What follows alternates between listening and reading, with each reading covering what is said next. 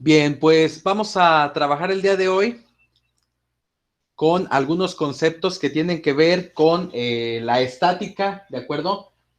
Vamos a pasar a la siguiente unidad de esta materia de física, que es propiamente la estática, ¿de acuerdo? Recordemos que la física como tal se divide en física clásica y física moderna.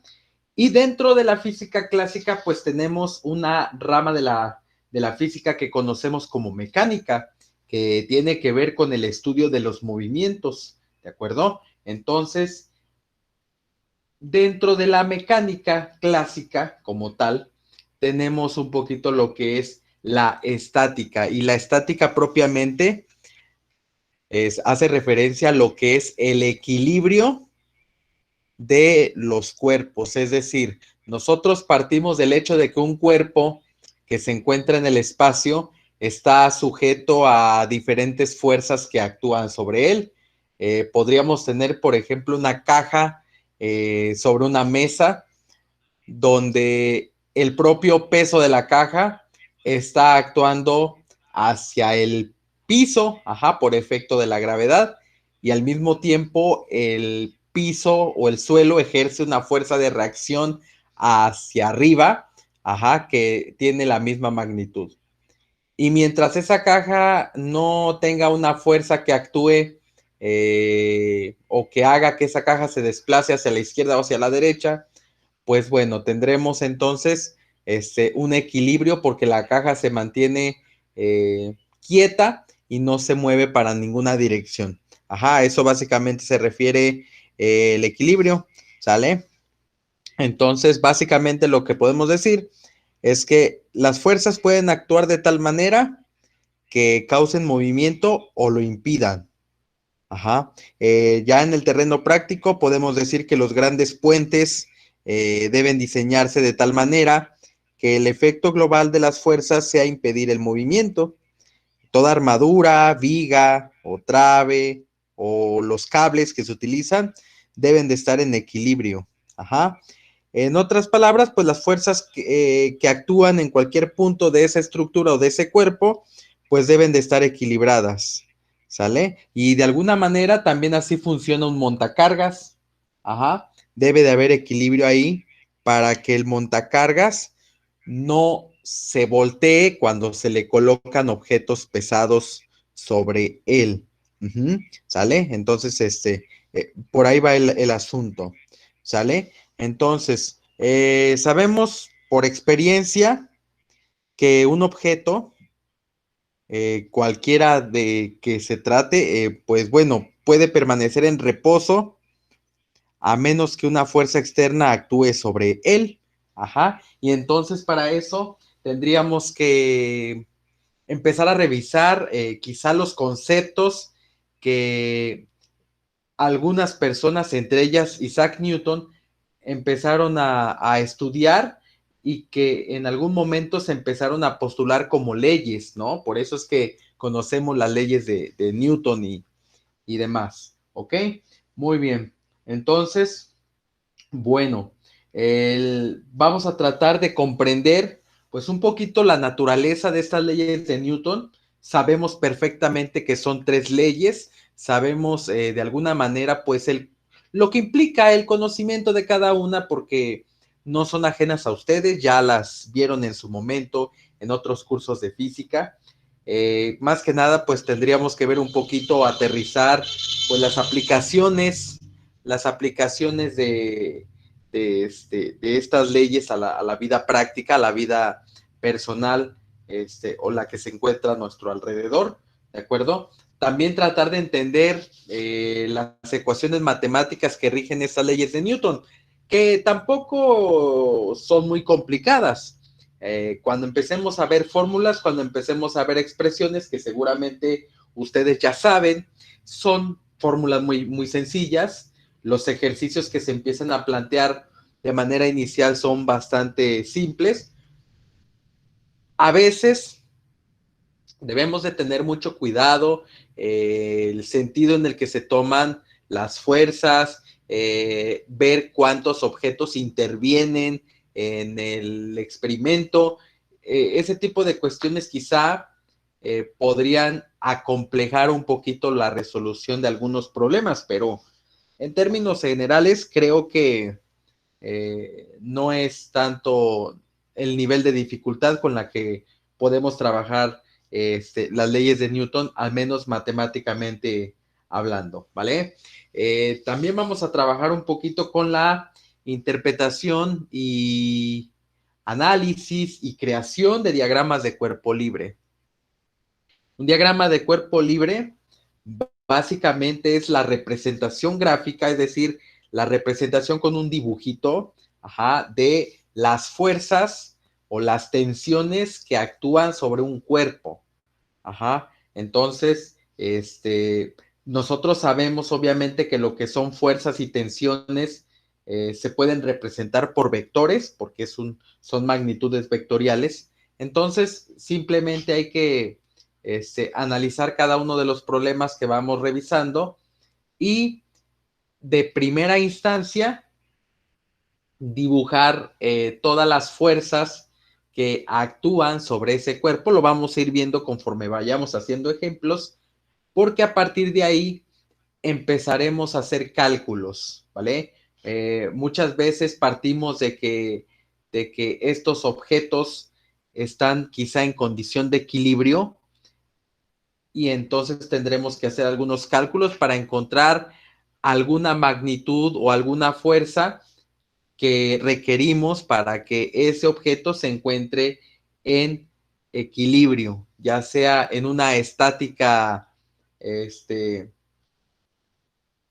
normal, es decir, que permanezca quieto, o en una estática, lo que se conoce como estática dinámica, es decir, que si el objeto se está moviendo, pues permanezca moviéndose, ¿sale? Entonces, ahí, por ejemplo, podríamos decir que hay en un cuerpo puede haber dos tipos de equilibrio, el equilibrio estático y el equilibrio dinámico. Ya hablaremos un poquito más adelante acerca de uno y otro, ¿ok? Muy bien, entonces vamos a trabajar en la parte de la mecánica clásica, ¿de acuerdo? Aunque sabemos que hay obviamente más ramas de la física, nosotros nos vamos a enfrascar en lo que viene siendo la mecánica.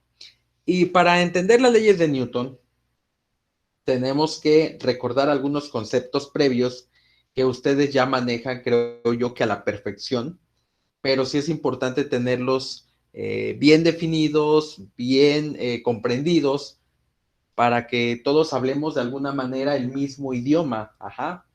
La masa es una magnitud que nos indica la cantidad de materia que está contenida en un cuerpo. Prácticamente todos los cuerpos a nuestro alrededor tienen una masa y sabemos perfectamente que esta masa está expresada fundamentalmente en kilogramos. Y cuando nosotros utilizamos las fórmulas de la ley de Newton, esta masa tiene que estar expresada en kilogramos. Si estuviera expresada en otra unidad de medida, tenemos que hacer la conversión a kilogramos de manera obligatoria. Y ya si el problema a resolver nos pide que expresemos una masa, cuando así se requiera, en libras, en toneladas, ajá, o en alguna otra unidad de medida, entonces ya al final, en el resultado, hacemos la conversión correspondiente. Para eso tendríamos que recordar las equivalencias y hacer la correspondiente conversión a la unidad deseada. ¿De acuerdo? Entonces, cuando se trabajó con la ley de Newton, y estoy hablando específicamente de la segunda ley de Newton, lo que viene siendo la masa fue expresada o fue utilizada en kilogramos. Ajá. También otro de los elementos que estuvo interviniendo en la segunda ley de Newton es la aceleración. Y en el caso de la aceleración, las unidades son metros por segundo al cuadrado.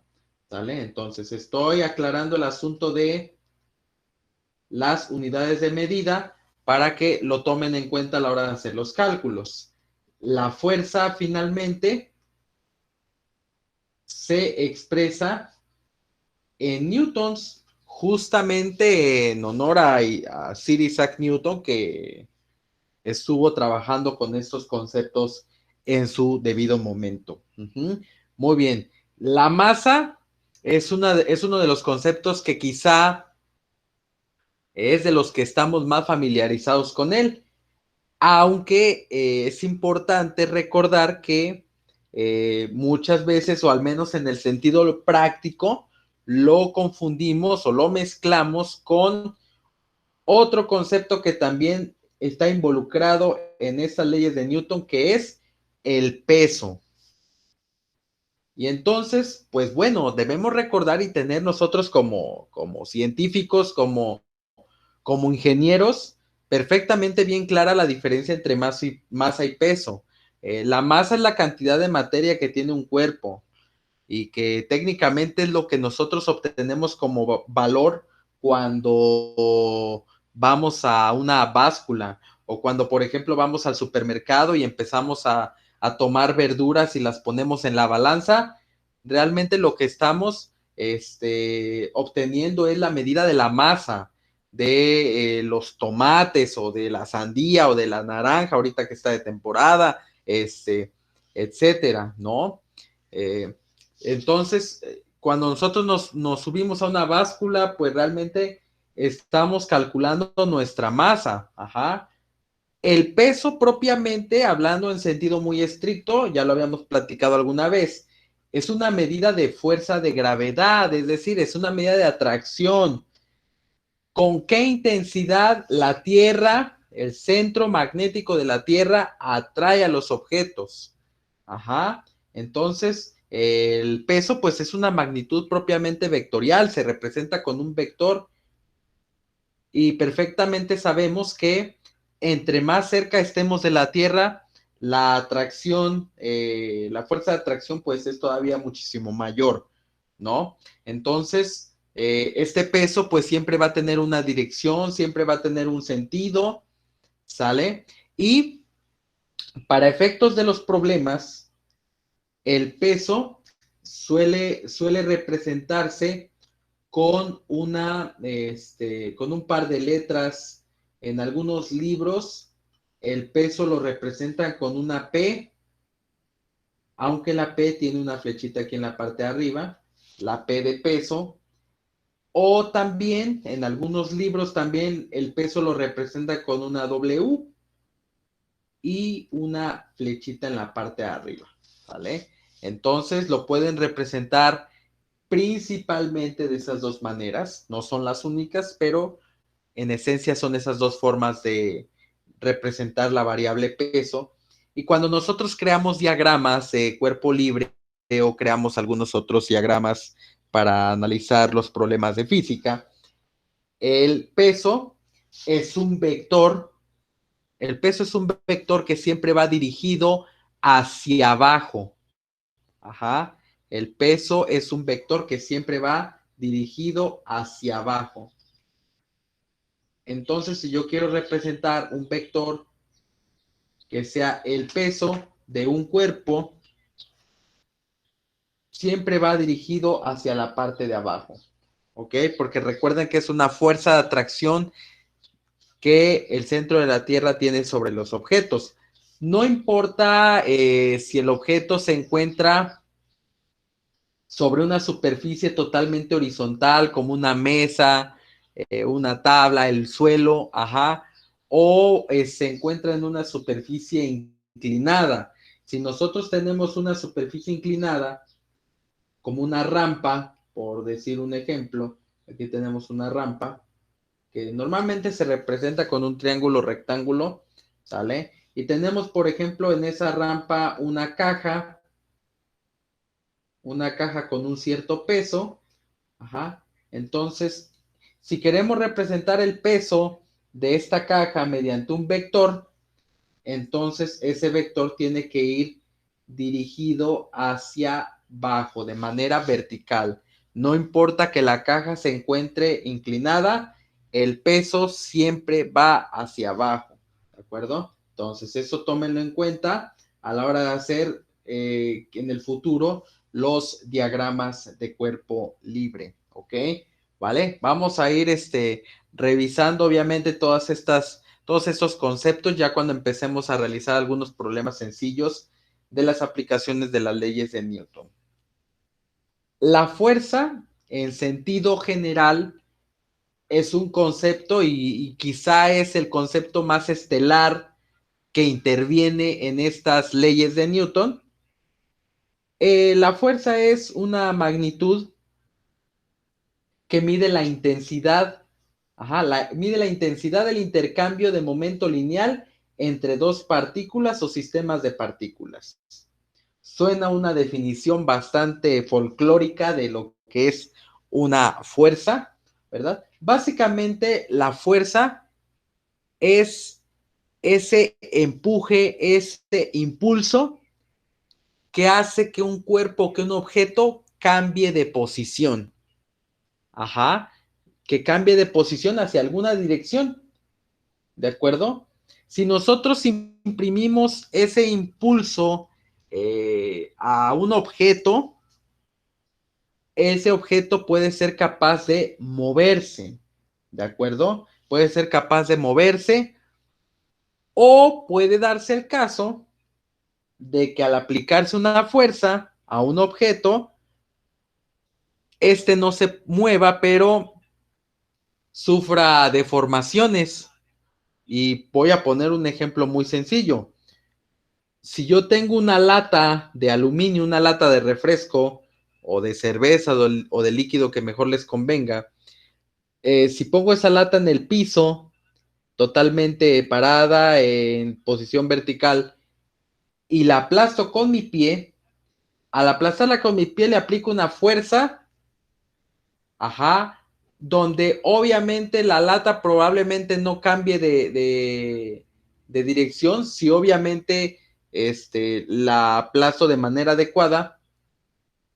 Y lo que sucede con la lata es que se comprime, se aplasta, como decimos coloquialmente, se comprime y entonces modifica sus dimensiones. Entonces, una fuerza puede causar varios efectos. Uno es cambiar de posición un cuerpo, otro es producir quizá alteraciones físicas en él, como una deformación, etcétera. ¿Sale? La fuerza como concepto general digamos que la piedra angular de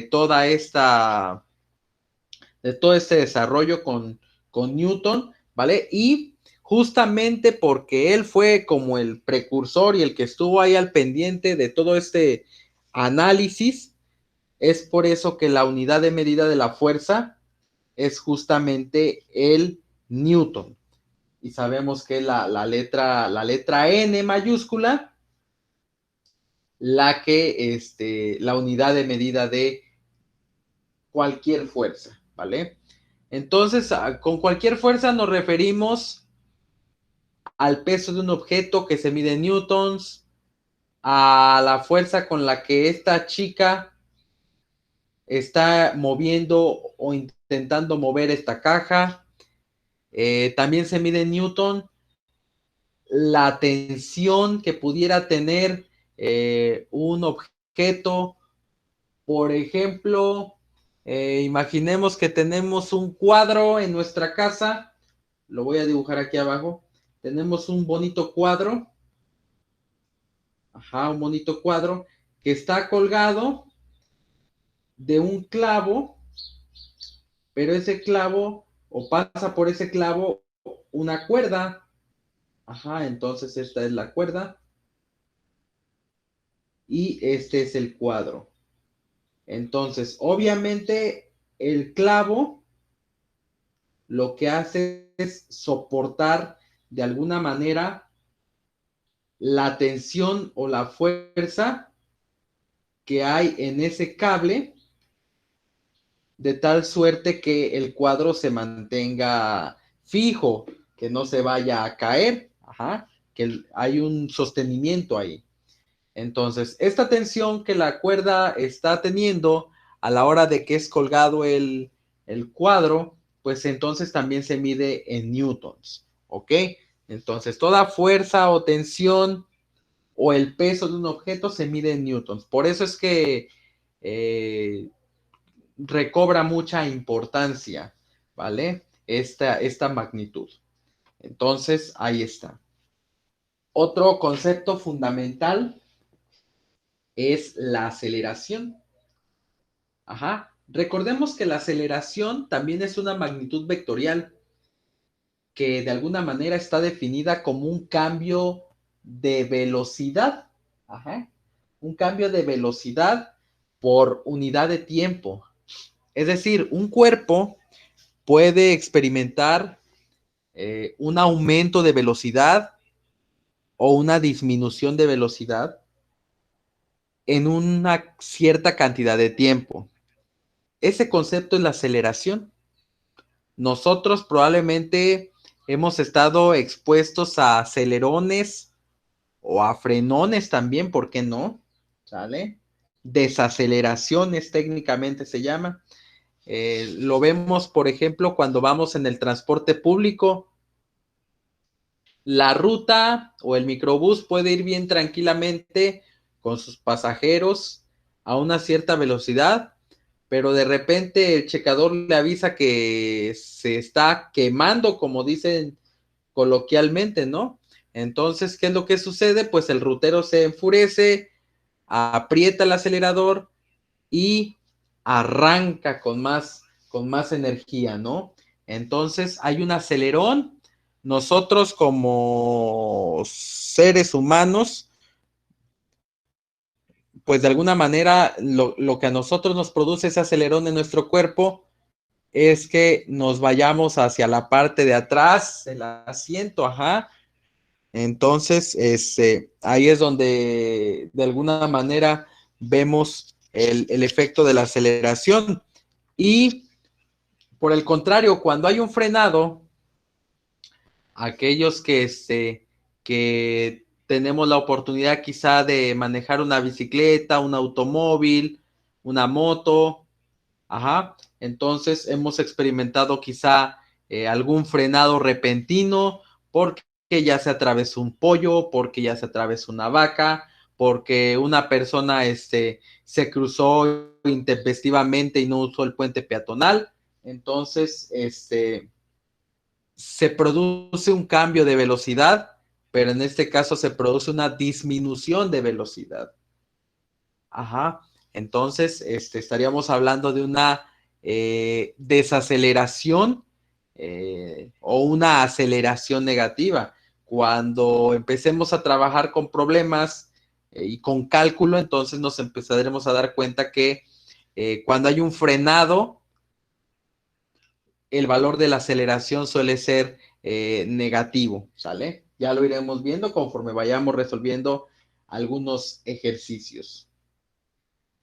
La aceleración, sabemos perfectamente que se mide en metros por segundo al cuadrado y aunque hay diferentes expresiones matemáticas para poder obtenerla, la expresión clásica es la siguiente: aceleración es igual a velocidad final menos la velocidad inicial, que puede escribirse como VO o VI, dependiendo el autor del libro, dividida entre el tiempo, ¿sale?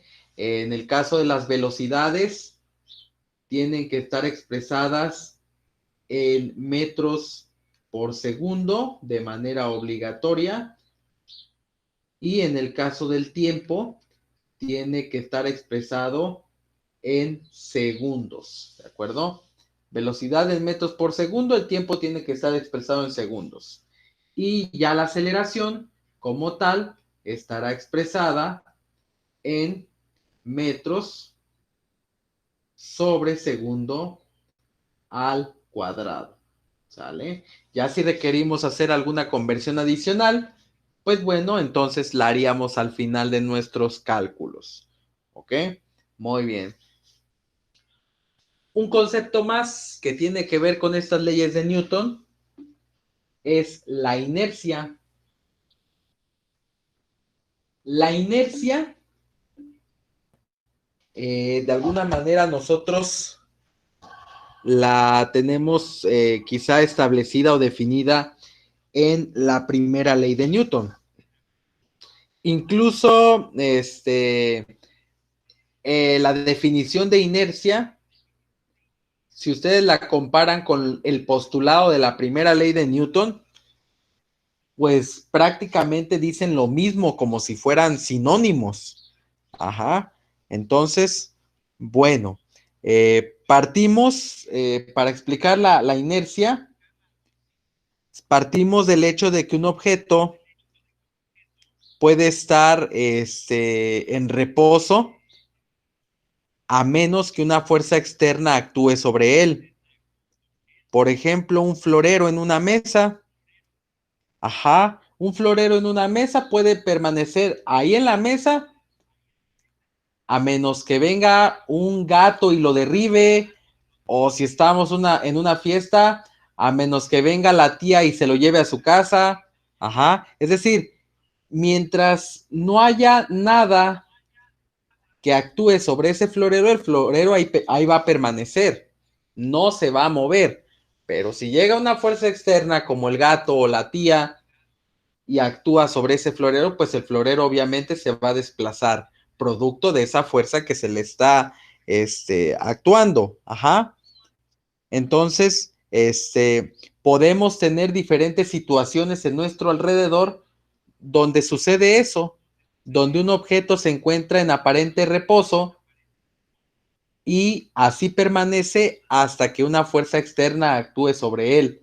Ajá. Entonces, podemos tener a lo mejor un balón de fútbol que permanece en reposo hasta que llega alguien y lo patea, por decir un ejemplo. Tenemos la caja de cereal a lo mejor arriba del refrigerador, hasta que llegas tú, tienes hambre y agarras esa caja, entonces esa condición de reposo se modifica, ¿verdad?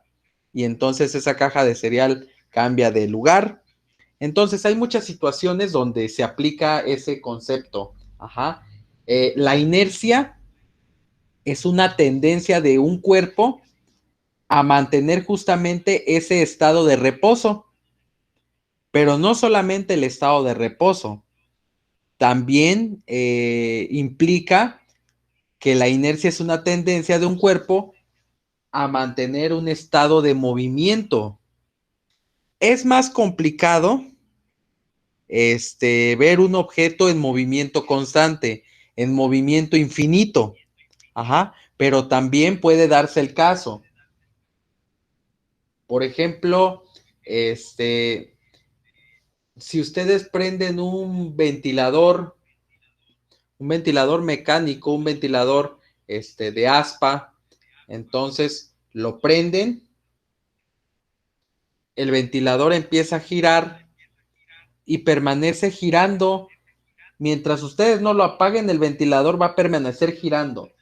Entonces gira, gira, gira, gira el ventilador y el ventilador permanece en ese estado de movimiento infinito que solamente se va a modificar hasta que haya una intervención externa, donde haya una fuerza que actúe sobre él, ¿no? Y obviamente pues va a modificar ese estado de movimiento. A lo mejor a mí se me ocurre, no sé, está el ventilador y le meto un lápiz o le meto un tubo. Eso es peligroso, claro, pero estoy tratando de ejemplificar un poquito eh, el hecho del concepto de inercia. La inercia es una medida de qué tanto puede mantenerse un objeto en reposo o qué tanto puede mantenerse un objeto en movimiento hasta que una fuerza externa actúe sobre él y obviamente eso provoque alteraciones en ese cuerpo. Ajá. Eh, Sabemos de que no existe un cuerpo, realmente no existe un cuerpo que esté completamente libre de acción de fuerzas externas. Ajá, siempre un cuerpo está susceptible a fuerzas externas que actúen sobre él. Lo que quizá podemos lograr en algunos casos es que las fuerzas que actúan sobre él sean iguales a cero. Y entonces estaríamos hablando de que ese objeto se puede llegar a encontrar en equilibrio.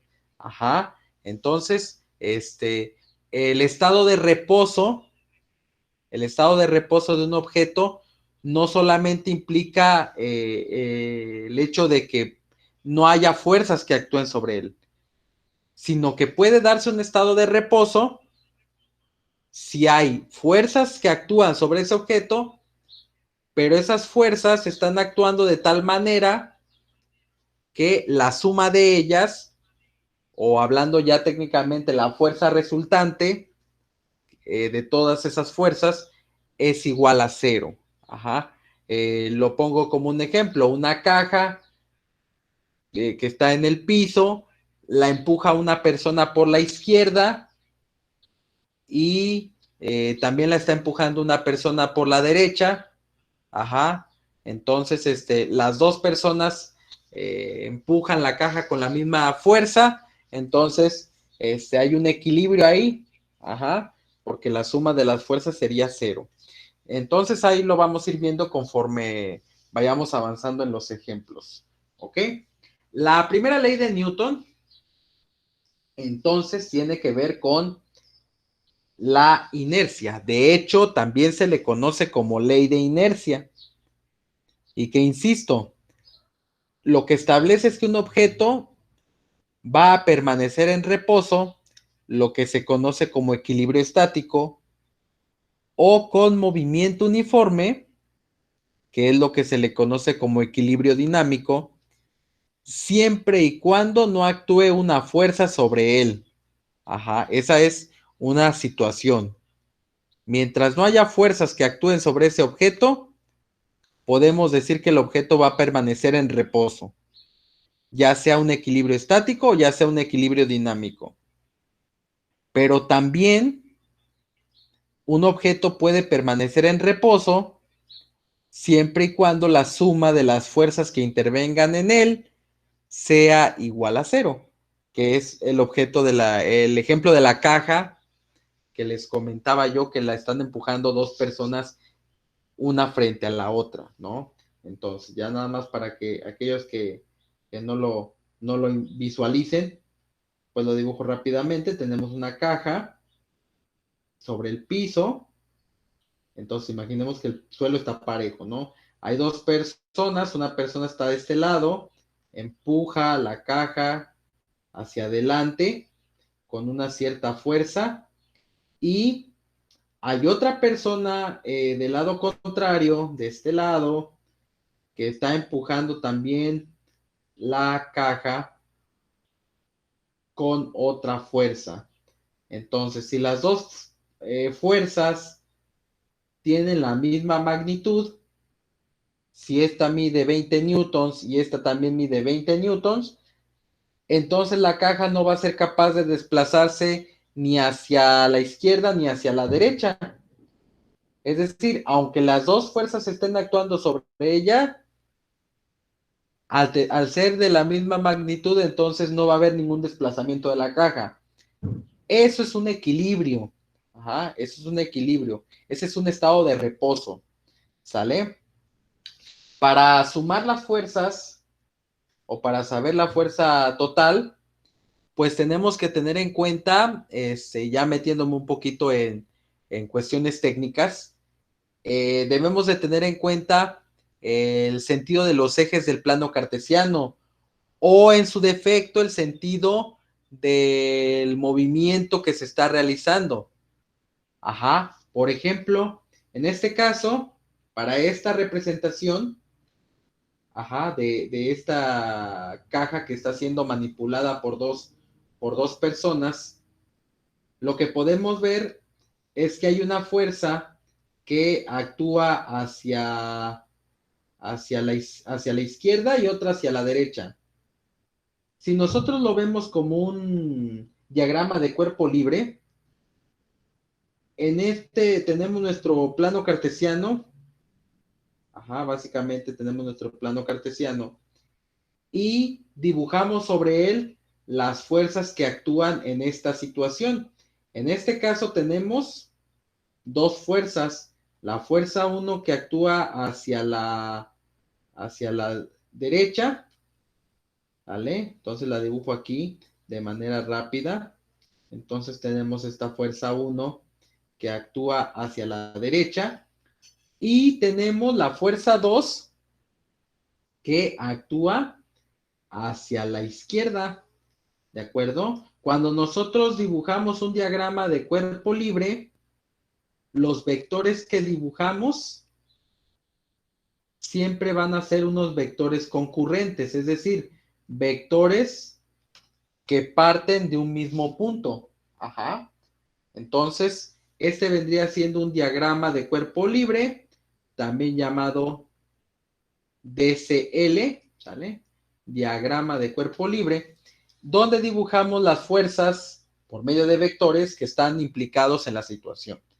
En este caso tenemos la fuerza 1 que va apuntando hacia la derecha, la fuerza 2 que apunta hacia la izquierda, y de acuerdo al sentido de los ejes del plano cartesiano, la fuerza 1 se toma con valor positivo y la fuerza 2 se toma con valor negativo. Entonces, vamos a asignarles valores. La fuerza 1 es de 80 newtons y la fuerza 2 es de también 80 newtons.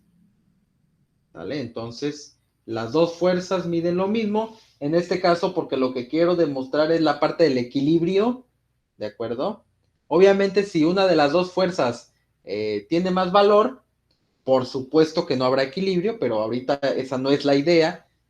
Entonces, si hacemos la suma de fuerzas, la suma, recuerde que se utiliza la letra griega sigma, la suma de fuerzas, en este caso la suma de fuerzas sobre el eje X, ¿ok? Porque dense cuenta que en el eje Y también intervienen dos fuerzas que incluso también podríamos dibujarlas. Por un lado el peso, que siempre va hacia abajo, y la fuerza de reacción del piso sobre la caja, que es la fuerza normal.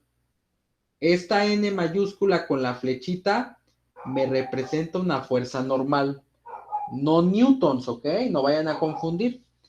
Entonces, si hiciéramos nuestro diagrama de cuerpo libre más completo, hacia aquí abajo tendríamos un vector que sería el peso y hacia arriba tendríamos nuestro vector de reacción que es la fuerza normal. Cuando un objeto se encuentra en una posición horizontal, el peso, el valor del peso es exactamente igual al valor de la normal. Entonces, en esa parte hay un equilibrio porque la caja no se desplaza ni hacia arriba ni hacia abajo.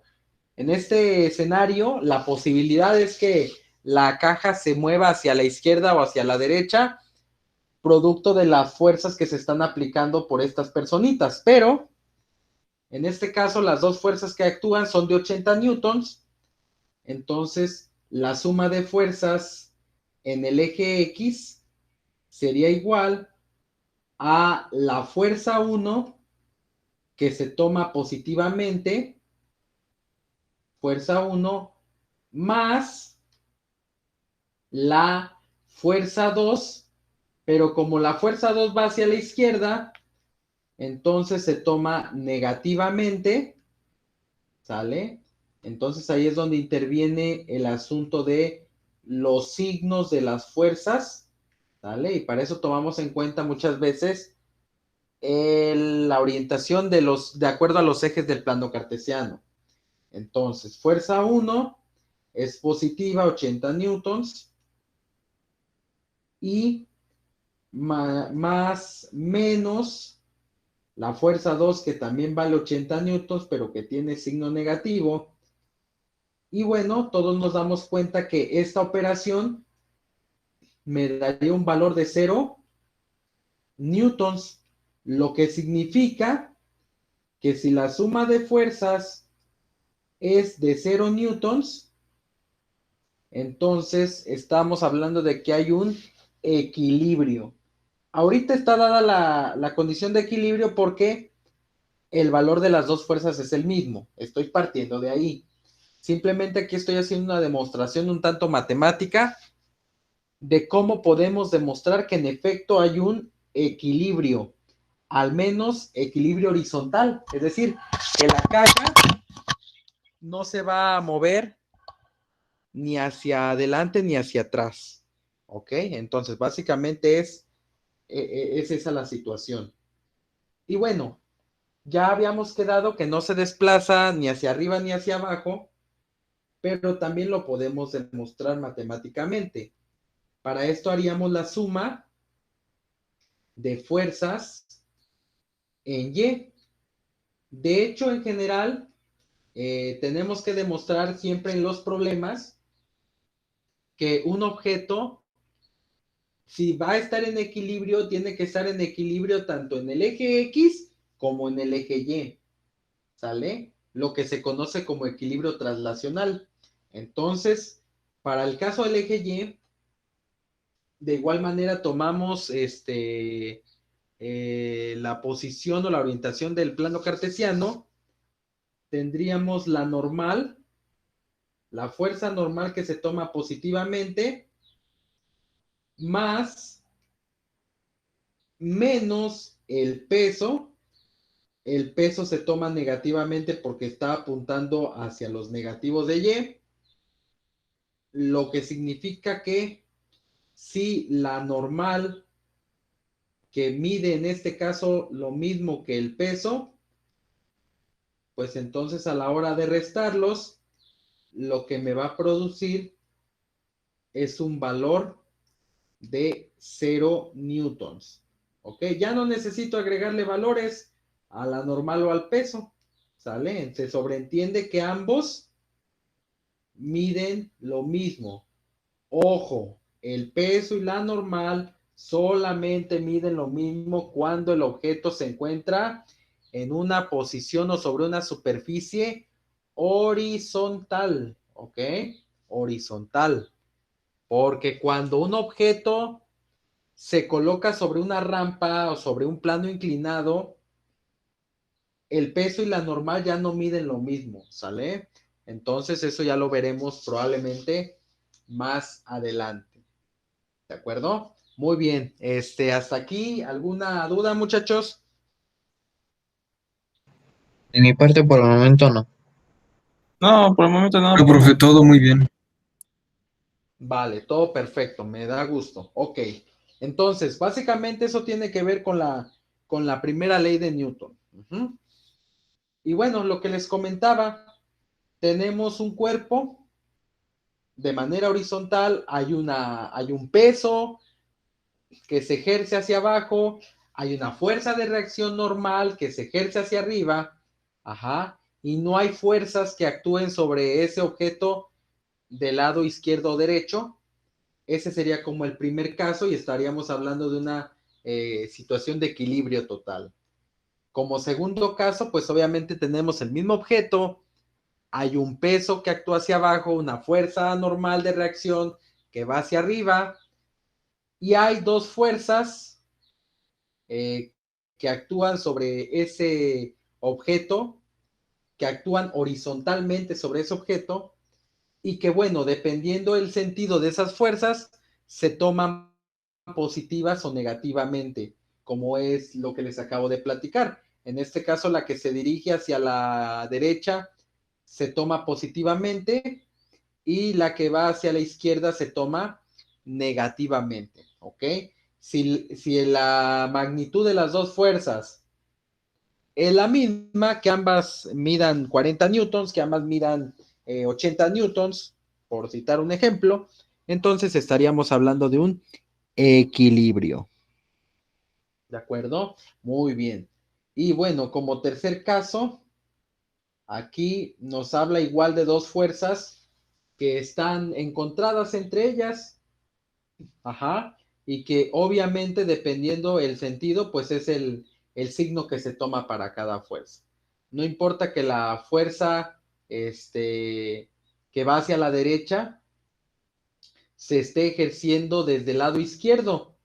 Ajá. Por el simple hecho que la orientación del vector es hacia la derecha, se toma positivamente y la otra fuerza que va dirigida hacia la izquierda se toma negativamente. ¿Ok? ¿Sale? Muy bien. Eso tiene que ver con la primera ley de Newton. La segunda ley de Newton, que quizá es la más conocida por ustedes o la que más aplican y sobre todo la que más recuerdan porque tiene que ver con una fórmula, es esta segunda ley que nos habla de la relación o la interacción que hay entre la fuerza, la masa y la aceleración. Básicamente lo que nos dice la segunda ley de Newton es que si hay un objeto y en ese objeto actúa una fuerza, ajá, que en sentido muy amplio habla de una fuerza neta, y recordemos que la fuerza neta es la suma de todas las fuerzas que pueden intervenir en un objeto, sea una sola o varias. Al actuar esa fuerza o ese conjunto de fuerzas sobre un objeto, va a causar una aceleración en la misma dirección que esa fuerza neta o esa fuerza. Ajá. Entonces, podemos tener como ejemplo una pelota, ajá, que es un ejemplo muy trivial, muy trillado, pero que funciona. Tenemos entonces una pelota. Esa pelota obviamente tiene una masa y recordemos que la masa tiene que estar expresada en kilogramos obligatoriamente.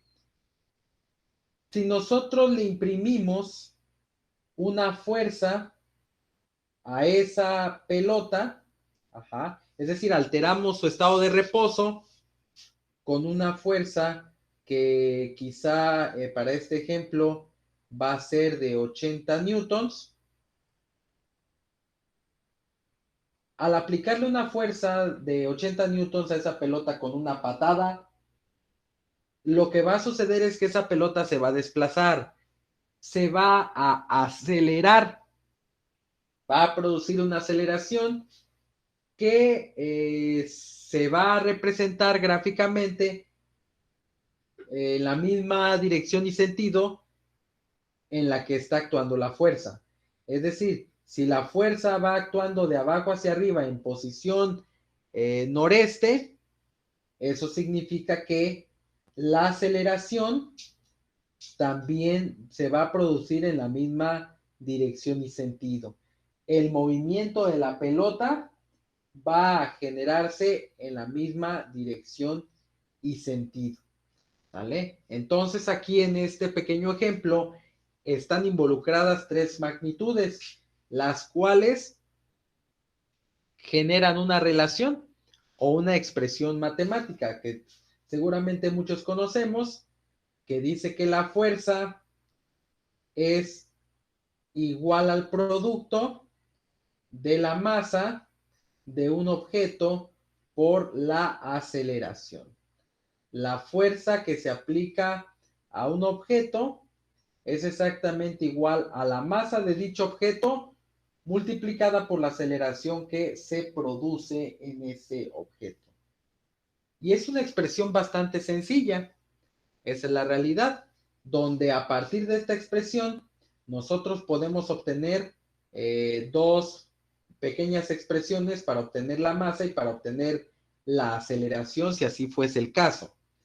Si por ejemplo queremos obtener la masa, entonces tendríamos que despejar m, la aceleración pasaría dividiendo, por lo tanto masa es igual a fuerza entre aceleración.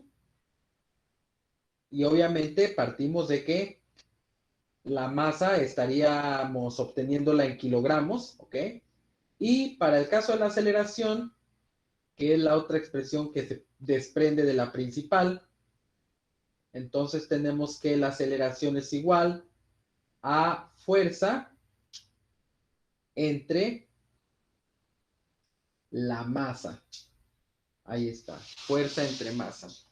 Ajá. Entonces, podemos tener esas expresiones que podemos utilizar en cada uno de los cálculos que nosotros tengamos que hacer. Básicamente, la segunda ley de Newton nos establece una proporcionalidad directa con respecto a la fuerza y la aceleración, principalmente.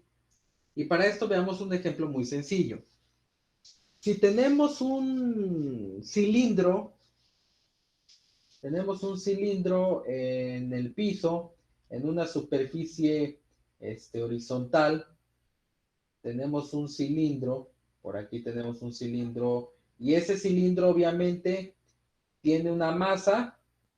Ajá, esa masa le vamos a dar un valor, 6 kilogramos, ¿ok? Vamos a omitir un poquito el asunto de las conversiones ahorita. La masa mide 6 kilogramos. ¿Vale? Y yo imprimo sobre él, empujo horizontalmente este cilindro con una fuerza de 45 newtons. Si yo quiero calcular la aceleración que se va a producir, partiendo de la expresión de la segunda ley de Newton, tendría que la aceleración vendría siendo igual, ya con el despeje, a dividir la fuerza entre la masa. Recordemos que la fuerza tiene que estar expresada en newtons, en este caso lo está, son 45 newtons, y la masa tiene que estar expresada en kilogramos, en este caso son 6 kilogramos. Entonces, nos ponemos a dividir, ajá, nos ponemos a dividir 45 entre 6.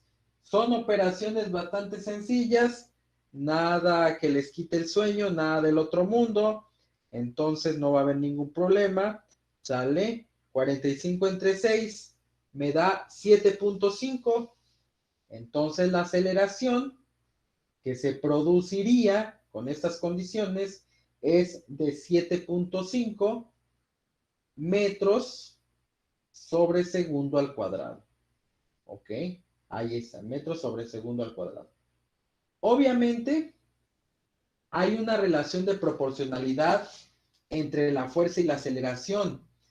La segunda ley de Newton lo que nos dice es que si tú me imprimes mayor fuerza en ese objeto, en el mismo objeto, claro, se va a producir una aceleración mayor. Ajá. En otras palabras, la fuerza y la aceleración son dos magnitudes que están o que son directamente proporcionales siempre y cuando la masa siga siendo la misma. Ajá. Entonces, imaginemos un segundo escenario donde tenemos el mismo bote o el mismo cilindro de 6 kilogramos, pero ahora la fuerza que se imprime es de 400 newtons. Entonces, si la fuerza es de 400 newtons, pues a la hora de calcular la aceleración, tendríamos que dividir 400 entre 6. Ajá, 400 entre 6. Y eso me daría 66.6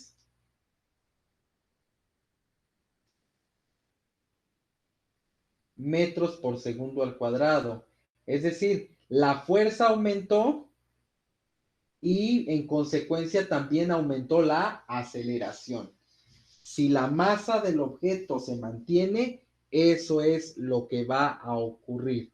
¿Ok? Entonces, es importante conocer este tipo de situaciones porque de alguna manera entonces empiezan a hacer, a la hora de crear materiales, a la hora de crear artículos, a la hora de crear herramientas.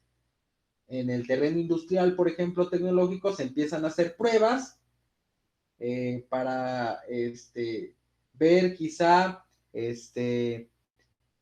la aceleración que pudieran provocar o que se pudieran provocar en ciertos objetos, producto de las fuerzas que actúan sobre ellos, ¿no? Se me viene un ejemplo clásico a la mente que tiene que ver, por ejemplo, con los automóviles, ¿no? ¿Qué pasa si un automóvil tiene un impacto? Ajá, obviamente intervienen más cuestiones en esas pruebas, ¿no? Pero un automóvil que sufre un impacto, sufre un choque, obviamente hay una fuerza ahí o fuerzas involucradas, entonces, ¿de qué manera se generan las bolsas de aire dentro de los asientos de tal suerte que minimizan un tanto el impacto, ¿no? Entonces, hay pruebas que intervienen fuerzas, obviamente hay una aceleración porque la persona que se encuentra dentro sufre un impacto, ajá, a la hora de sufrir el choque, pues obviamente hay una aceleración. Y obviamente al haber una aceleración, esa es la función del cinturón de seguridad, precisamente para contrarrestar ese movimiento brusco, ¿no? Entonces, ese tipo de cuestiones pues son previamente analizadas en cada uno de los autos cuando se diseñan para, pues en esencia, prevenir vidas, ¿no?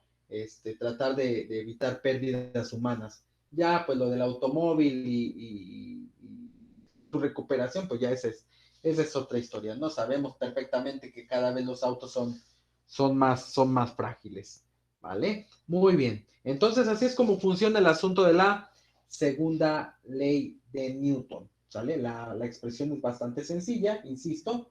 Simplemente hay que tener cuidado con las unidades de medida y tratar de leer perfectamente el problema que estamos trabajando. Muy bien. Entonces vamos a ver otro ejemplo. Bueno, aquí venía lo de la segunda ley de Newton. En este caso, por ejemplo, tenemos el mismo objeto que les mencionaba hace rato en la primera ley, donde en este caso las dos fuerzas involucradas pues no tienen el mismo valor. Aquí lo dice claramente, la fuerza A es diferente al valor de la fuerza B.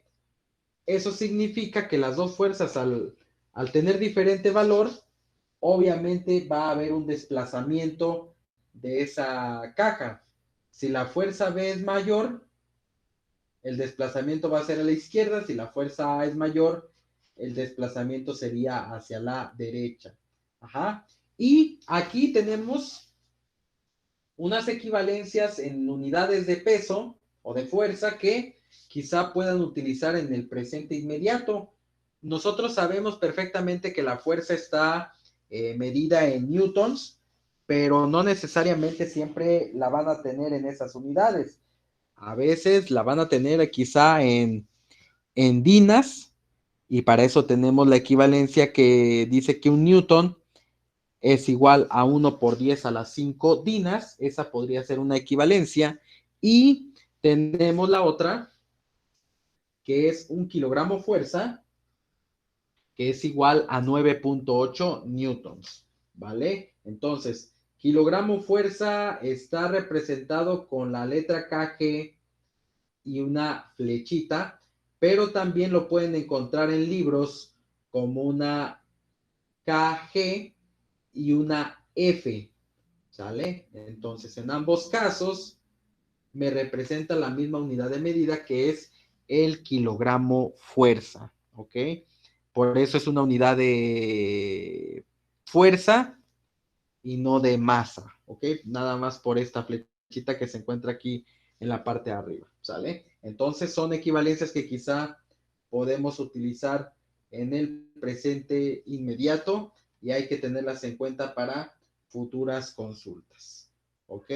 ¿Vale? Luego tenemos otro par de conceptos que se conocen como cantidad de movimiento, también llamado ímpetu. Ajá. Dice, cuando se aplica una fuerza a un cuerpo, se observa la generación de movimiento, que es lo que se conoce como cantidad de movimiento o ímpetu. Y ese ímpetu, que se representa con una letra P, se obtiene multiplicando la masa del objeto por la velocidad de ese objeto. Ajá. Entonces, básicamente, el ímpetu o la cantidad de movimiento es ese instante inicial donde se genera un movimiento. Ajá. Básicamente, ese es el ímpetu. Ajá. Y el impulso, que es básicamente lo mismo, solamente que está expresado en variables diferentes. El impulso se considera una fuerza que se aplica en un lapso de tiempo. Obviamente esa fuerza se aplica en un cuerpo. Entonces dice que el impulso es igual a multiplicar la fuerza por el tiempo.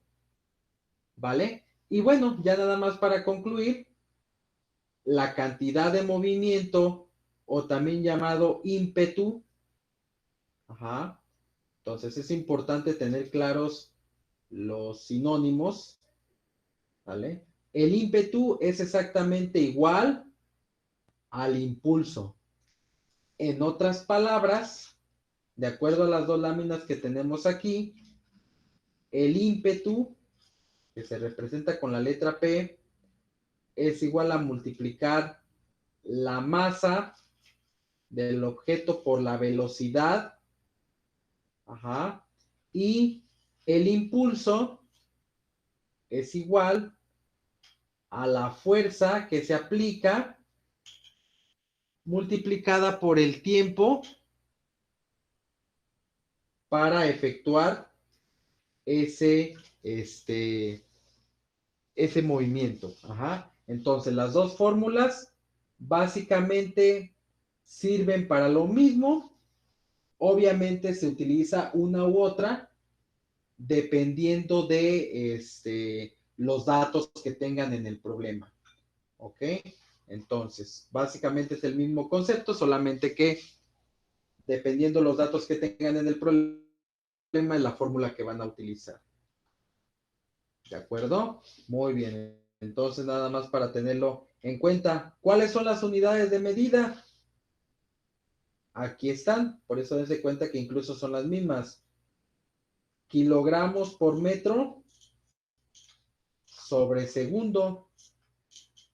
Ok, aquí está también. Kilogramos por metro sobre segundo. Ahí está. Entonces, las unidades del impulso o del ímpetu son kilogramos por metros sobre segundo. Ajá. Y entonces, pues pueden utilizar una fórmula u otra. Casi,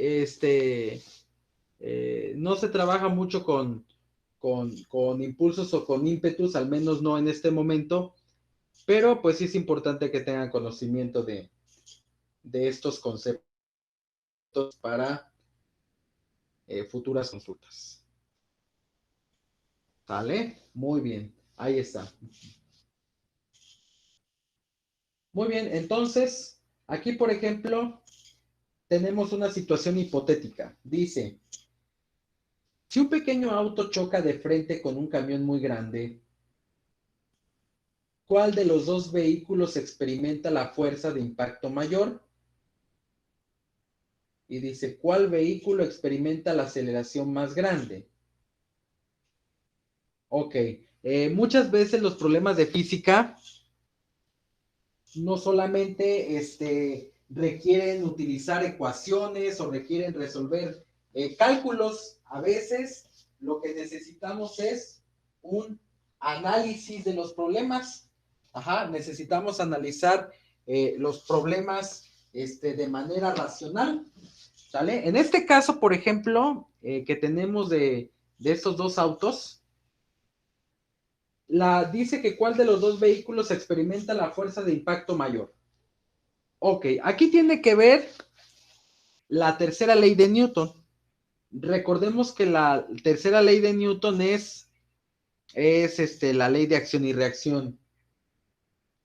Cuando dos vehículos se impactan de frente, aquí es importante aclaración que dice que de frente, a la hora de impactar uno frente al otro, la fuerza de impacto, aunque uno sea un carrito y el otro sea un camionzote, la fuerza de impacto es exactamente la misma. Ajá. Recuerden que la tercera ley de Newton dice que si hay una fuerza que un cuerpo ejerce sobre otro, independientemente de la masa que uno y otro tengan, la fuerza de reacción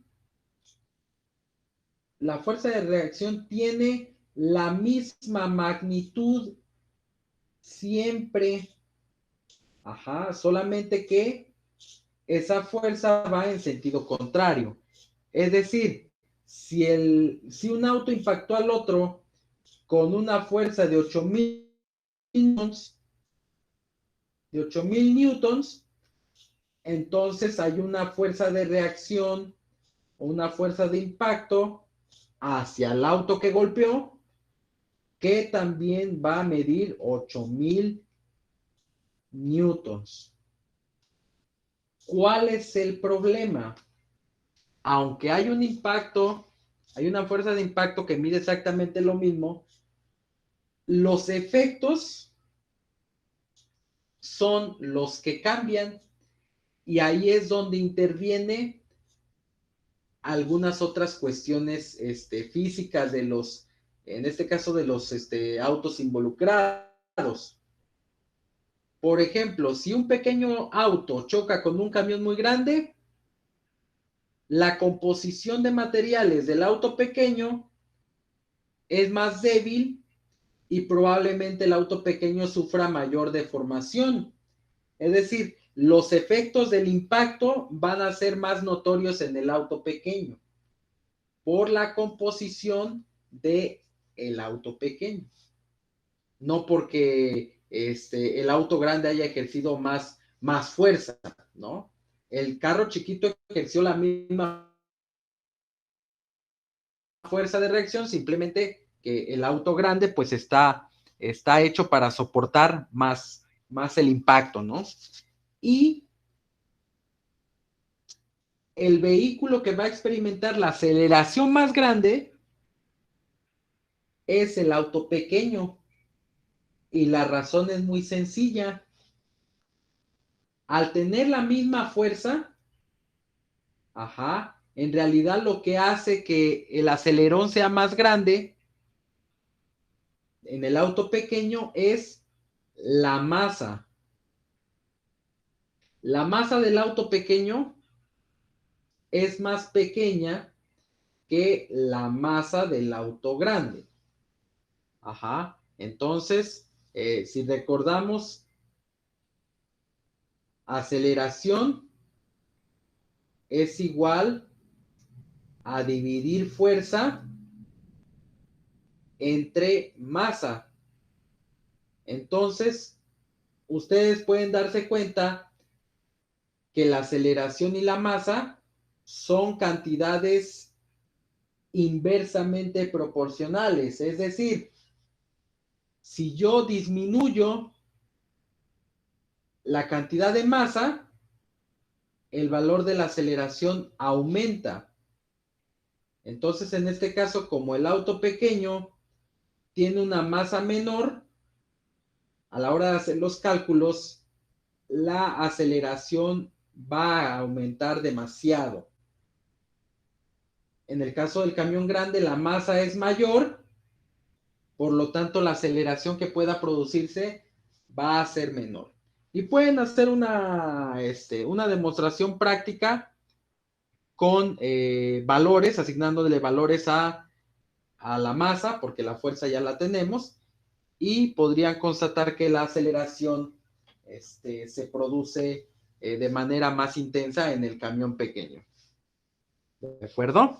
Bueno, pues muy bien, ahí está el asunto con las leyes de Newton. Obviamente vamos a seguir trabajando con problemas más elaborados. Lo iremos trabajando la siguiente sesión con los problemas que tenemos pendientes y seguiremos aprendiendo un poquito más de cómo se aplica las leyes de Newton en diferentes campos de nuestra vida práctica. ¿Sale? Por hoy voy a terminar esta sesión. Yo les agradezco infinitamente que trabajen, que siempre estén dispuestos a aprender cosas nuevas. Les mando un abrazo enorme, la mejor de las bendiciones, de las buenas vibras. Estudien, prepárense, cumplan con sus objetivos, cumplan con sus actividades para que no los atormente el fin de semana con tareas. Y bueno, recuerden que pues los tiempos van avanzando y cuando menos pestañeen, pues estarán en periodo vacacional, estarán resolviendo exámenes de segundo parcial y pues bueno, hay que estar como siempre preparados para todos. ¿Vale? Gracias por estar aquí y nos estamos viendo pronto, muchachos. Cuídense mucho y cuiden su salud, por favor, porque eso es lo más importante. Vale, nos vemos. Oye, profe, Gracias, hasta luego, profe. muchas gracias. Hasta luego. Gracias, buen día. Vale, hasta luego, buen día a todos. Gracias, profe. Nos vemos, profe. Cuidado con la luz, que se va. Vale. Órale pues, cuiden la luz. Sale.